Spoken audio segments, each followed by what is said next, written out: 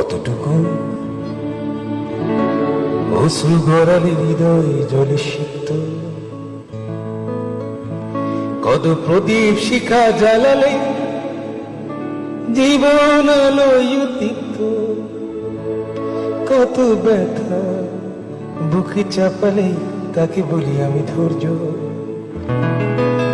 নির্মমতা কত দূর হলে জাতি হবে নির্লজ্জ। আমি চিৎকার করি কাঁদিতে চাহিয়া,